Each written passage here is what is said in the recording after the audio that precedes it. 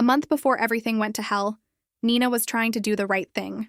It was her mom's birthday, and they decided to grab lunch, just the two of them, like old times. The sun was shining through the cafe windows, casting a warm glow on the checkered tablecloth. Nina could smell the fresh bread from the kitchen, mixed with the faint floral scent of her mom's perfume, the same one she'd worn since Nina was a kid. It felt nostalgic, almost comforting. But her mom picked a fancy spot, one with linen napkins and a menu full of overpriced salads and artisanal sandwiches. Nina glanced at the prices, her stomach tightening a bit. She could barely afford it on her marketing salary, but she bit her tongue. It's once a year, she thought. Family first, right? They chatted about nothing important. Work, the weather, that cousin who just got engaged. Her mom ordered lavishly, appetizers dripping with cheese, colorful cocktails garnished with fruit, and a decadent chocolate dessert that arrived on a plate dusted with powdered sugar. Nina smiled through it all, her fork clinking against the plate as she picked at her modest entree. When the check arrived, folded neatly in a leather holder, her mom gave her that innocent, wide-eyed look, the one that said, "Oops, silly me. I left my wallet in the car," she said, her voice light and apologetic, like it was no big deal. Nina hesitated for a split second, her fingers brushing the edge of her purse. But she handed over her debit card anyway. Trust. That's what family is built on, isn't it? She watched as her mom stood up, walked to the counter with that familiar sway in her step. But instead of swiping the card and returning it, Nina saw it, a quick, almost imperceptible motion. Her mom slipped the card into her own purse. Nina's breath caught in her throat. Did I just see that? She blinked, telling herself it was a mistake, a trick of the light. She didn't say anything. Confrontation wasn't her style, especially not on a birthday.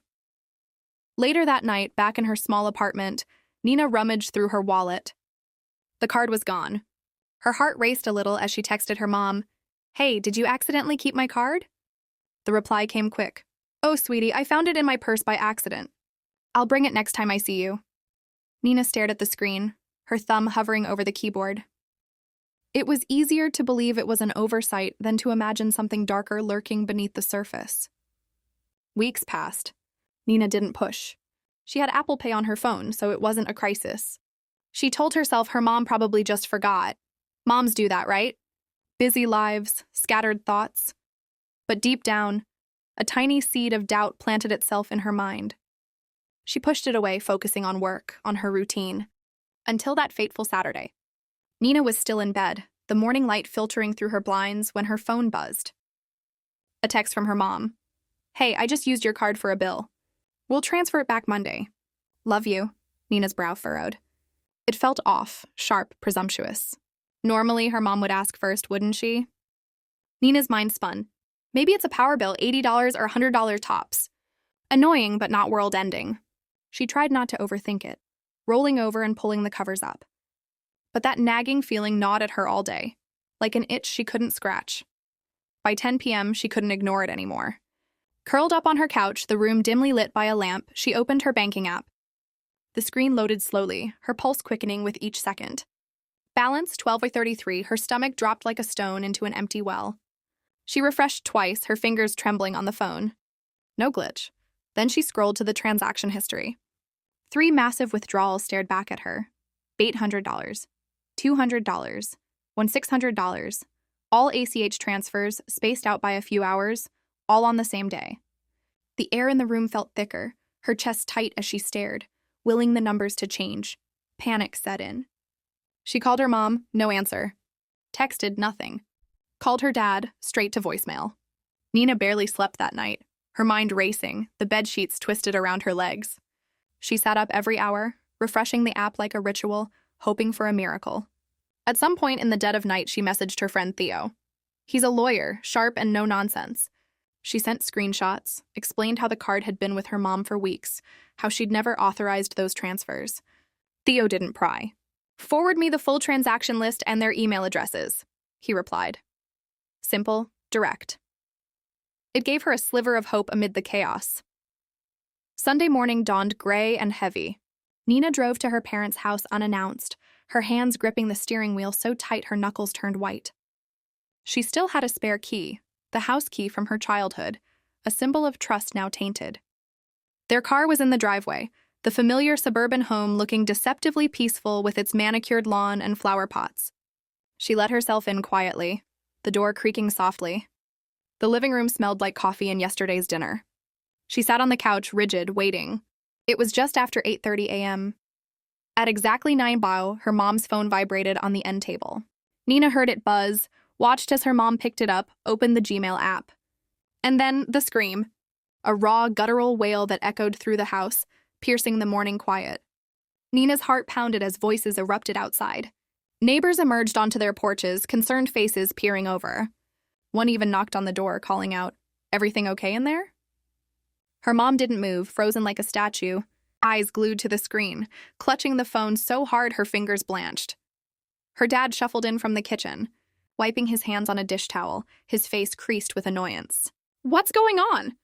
he grumbled. She handed him the phone without a word. He read, then let out a dry, humorless laugh. "Charity," he muttered, shaking his head. That word hit Nina like a slap. Charity? That's what they called stealing from their own daughter? No emergency, no bills overdue. They took it because they could. Because she was family, and family was theirs to use. What her mom had just read was a formal demand letter from Theo, addressed to both parents. It detailed the unauthorized withdrawals, the card held without permission, the exact amount stolen. Return every cent in 72 hours, or face civil court. Her mom's scream wasn't guilt, it was the terror of being exposed. After the neighbors retreated, whispering God knows what behind closed doors, her mom stood there, phone like a hot coal in her hand. Her dad shot her an "I told you so" glare, then turned to Nina with a smug smile, the kind that screamed control. "Come on, Nina, don't make this dramatic." Nina said nothing. She wasn't there to beg for her own money. She watched, stone-faced, as her mom snapped out of her stupor and launched into a tirade. Not an apology, oh no. A speech about hard times, tight money, how Nina never understood family responsibility. Yes, maybe it was wrong not to ask, she admitted half-heartedly, but it's not theft. We just used what was in the family. Nina's blood boiled internally. They thought they had a right? To her savings? When silence met her words, her mom amped up, louder, accusatory. "I plan to pay you back.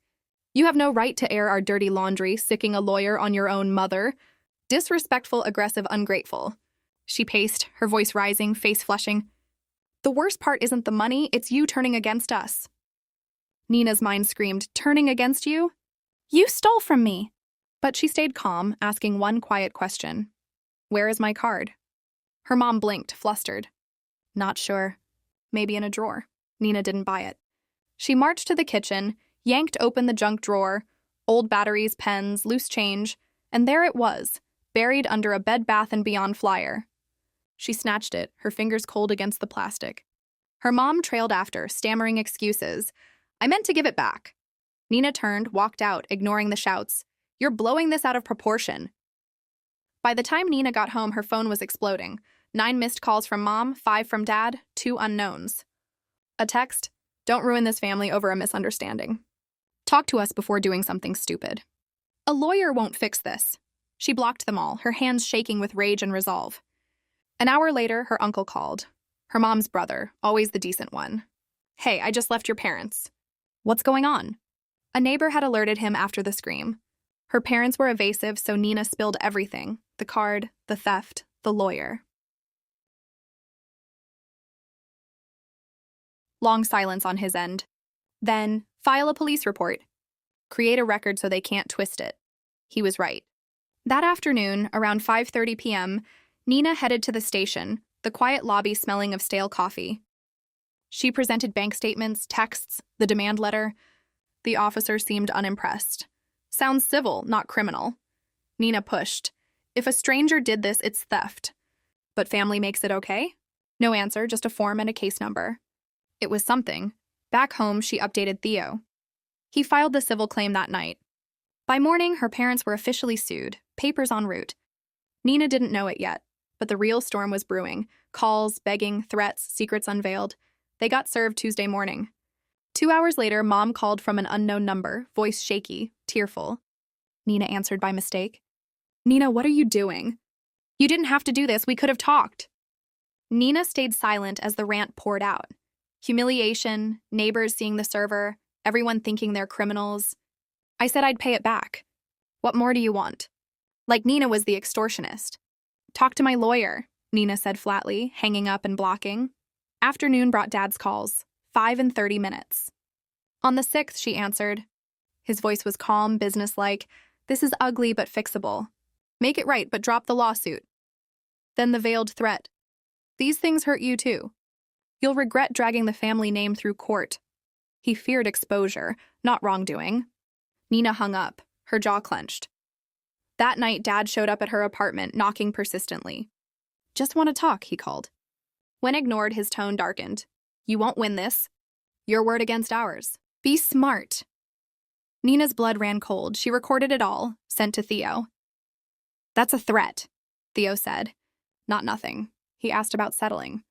Nina wavered, undecided. Next day at work, her boss pulled her aside. A voicemail accused her of fraud. Nonsense, since she didn't handle funds. But it had to be reported. Nina knew. Dad, only he knew her job, had threatened her. That night, she called her uncle. He wasn't surprised. They're spinning a different story, saying you offered help, then overreacted. Rewriting history to villainize her.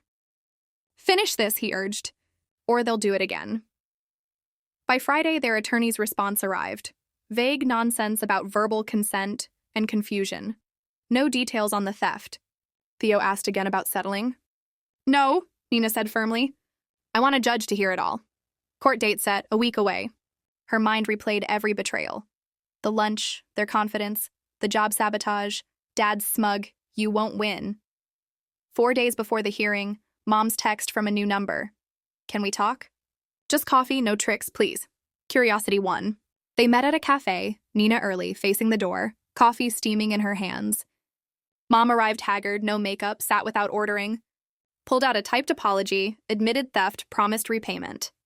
Then a $4,600 check. Nina didn't touch them. Why now?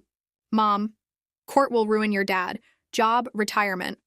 You'll destroy him. Not, we're sorry. Just blame shifting. Nina slid it back. Money's not the point. You crossed a line. Mom stared, then know this. A manila folder, screenshots of Nina's private emails, messages, a cloud note. Stuff no one should have. Nina's face paled, heart hammering. How? Mom smiled faintly. Nina stormed out, fury boiling. That night, she told Theo, sent scans. Silence then. They've been spying. This is criminal. Identity theft. Wire fraud. Nina recalled logging in at their house once Christmas. They must have saved credentials. File another report. She did next morning. The case exploded, now digital crimes too. Their lawyer went silent. Hours later, Dad's email. You've made your point. You win, but don't expect to be our daughter after. Nina deleted it. By Monday, settlement, $4,600 plus $2,000 damages, no contact agreement. She signed. Money hit her account. Card reissued. Uncle texted. They're pretending it never happened. Of course, but the twist? 3 weeks later, Mom's voicemail. She's sick, a mass, needs scans. Dad wants to talk. We're hoping you can help. Nina listened numbly. 3 weeks of peace shattered. No feelings stirred. Next, Dad's email. Need help with treatment costs. Don't ignore us. Assumption she'd cave?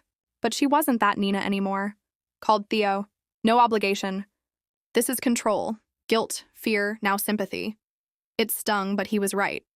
They bet on her guilt. 3 days later, Uncle knocked unannounced, looking worn. She's sick. Stage 2 liver, treatable but expensive. Then, they hoped this would bring you back. A quiet delusion. They're struggling, selling assets, savings gone, telling everyone Nina isn't ready to forgive yet. Like forgiveness was her duty. They'll cut ties if you don't help. Nina. I'm not afraid. He nodded. They hoped you'd be the bigger person even if they weren't. He left. 2 days later it happened. Removed from family group, calendar, medical threads. Blocked everywhere. Silence. It didn't hurt. It freed her. 9 months passed. No contact, no apologies, not even a snide birthday text. They meant the cutoff, clean, like erasing her. Nina expected grief, but peace came instead. She didn't miss them, just the imagined parents who'd apologize sincerely, care without control. They never existed. Her life transformed. Moved states, better job, new secure bank, devices wiped, emergency contacts changed. They don't know her address. Uncle checks in quietly. You may never get closure from them. Give it to yourself. Right. Through him. Mom in treatment. Dad consulting for bills. Failed house sale. They spin it as misunderstanding, omitting theft, threats. Last contact, a box, no return address. Childhood photos, 5th grade project, note in Dad's hand. You made your choice. Goodbye. Nina sat with it hours, expecting sorrow. But relief flooded her. He was right. She chose herself what she deserved. People preach family forever, blood thicker than water, forgive always. But family can steal, lie, blame you for hurting. Sometimes leaving is self-love, Nina did. And no reunions, just her living free, secure, at peace. They took $4,600, but she reclaimed her life. And there it was, the ultimate payoff. Not a courtroom drama, but a quiet victory. The settlement money in her account. The no-contact order sealing their fate. Her parents' faces when served, their begging calls, the failed attempts at manipulation, all crumbling. Mom's haggard cafe plea, the folder meant to blackmail, backfiring into criminal charges. Dad's cold email admitting defeat. The box, their final petty jab, met with Nina's indifference. Humiliation in neighbors' whispers, family's doubt, financial ruin from medical bills they couldn't twist her into paying. Catharsis. Nina free, thriving, while they faded into self-made isolation. Justice served, cold and irrevocable. In the end, revenge isn't always loud. Sometimes it's the silence of walking away, letting karma echo in the void you leave behind. Nina learned that self-respect trumps toxic ties, that true family earns your loyalty. A lesson in boundaries, resilience, and the power of saying, enough. If this tale of betrayal and badass payback gave you that satisfying justice rush, smash that like button, subscribe for more epic revenge stories, and share your own family saga in the comments. What would you have done in Nina's shoes? Hit the next video popping up now for another one that'll keep you hooked. Thanks for watching. Stay strong out there.